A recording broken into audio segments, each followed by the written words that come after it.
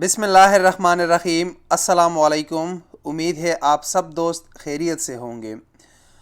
جیسے کہ آپ سب جانتے ہیں کہ لبنان میں ایک افسوسناک واقعہ پیش آیا ہے جو دھماکے ہوئے لبنان کے دارالحکومت بیروت میں۔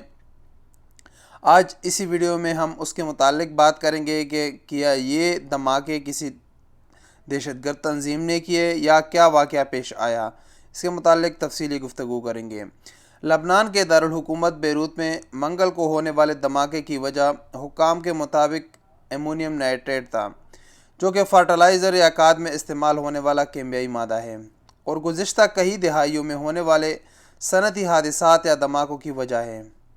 خبر رساں ادارے AFP کے مطابق صنعتوں میں ہونے والے ان حادثات میں ٹیکساس فرٹیلائزر پلانٹ کا سن 2013 میں ہونے والا واقعہ شامل ہے، جس میں 15 افراد جان بحق ہوئے تھے اور اسے ارادتاً کیے جانے والا حادثہ قرار دیا گیا تھا۔ اس کے علاوہ فرانس میں 2001 میں بھی ایک واقعہ ہوا تھا جس میں 31 افراد جان بحق ہوئے تھے، تاہم وہ حادثاتی طور پر ہوا تھا۔ فیول آئل کے ساتھ مل کر ایمونیم نائٹریٹ ایک دھماکہ خیز مواد بن جاتا ہے جسے تعمیراتی صنعت میں استعمال کیا جاتا ہے، لیکن اسے دہشت گرد شدت پسند گروپ دیسی ساختہ بم بنانے میں بھی استعمال کرتے ہیں۔ یہ کیمیائی مرکب سن 1995 میں امریکہ کے شہر اوکلاہوما میں ہونے والے حملے میں استعمال کیے جانے والا بم بھی شامل ہے۔ اسے زراعت میں بھی استعمال کیا جاتا ہے۔ لبنان کے وزیر اعظم حسن دیاب کا کہنا ہے کہ 2750 میٹرک ٹن ایمونیم نائٹریٹ بیروت کی بندرگاہ کے قریب برسوں سے گودام میں رکھا گیا تھا، جو دھماکے میں ختم ہو گیا، جس سے درجنوں افراد جان بحق ہوئے اور ملک کے دارالحکومت کو بہت بڑا نقصان پہنچا۔ یونیورسٹی آف روڈ آئیلینڈ میں کیمسٹری کے پروفیسر جیمی ایکسلے نے AFP کو بتایا کہ ایمونیم نائٹریٹ سے دھماکہ تب ہوتا ہے جب اسے غیر معمولی حالات میں بہت زیادہ گرمی میں رکھا جائے۔ ان کا کہنا تھا کہ اگر آپ بیروت دھماکے کی ویڈیو دیکھیں، آپ کو کالا اور لال دھواں نظر آئے گا، وہ ادھورا ری ایکشن تھا۔ ان کا ماننا ہے کہ ایک چھوٹا دھماکہ ایمونیم نائٹریٹ کے حرکت میں آنے کی وجہ سے بنا، تاہم انہیں اس بات کا علم نہیں کہ وہ چھوٹا دھماکہ حادثاتی تھا یا ارادتاً کیا گیا تھا۔ ایمونیم نائٹریٹ ایک آکسیڈنٹ ہے، جس کا مطلب یہ ہے کہ وہ کسی اور کیمیائی مادے کو حرکت میں لا سکتا ہے لیکن خود آتش گیر نہیں ہوتا۔ یہی وجہ ہے کہ عام طور پر اسے محفوظ رکھنے کے لیے بہت سخت قواعد ہوتے ہیں۔ مثال کے طور پر اسے گرمی اور فیول سے دور رکھنا چاہیے۔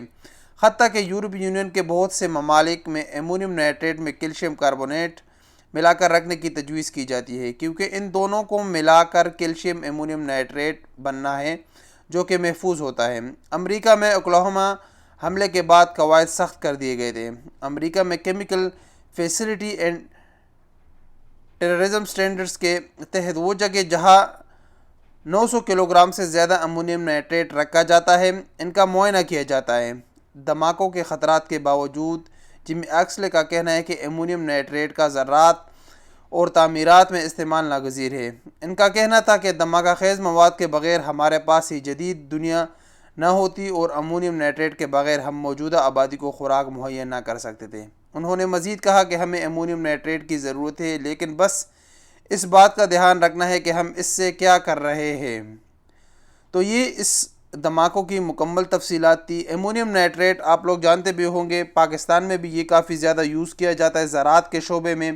جب اکثر آپ لوگوں نے دیکھا ہوگا کہ گندم جس ٹائم اگایا جاتا ہے، بویا جاتا ہے، تو اس ٹائم اس کے ساتھ نائٹریٹ کھاد ملا کر اس ٹائم زمین میں یہ نائٹریٹ کھاد ملایا جاتا ہے تاکہ زمین گرم ہو جائے اور گندم جلد از جلد اپنے فصل کو اگائے۔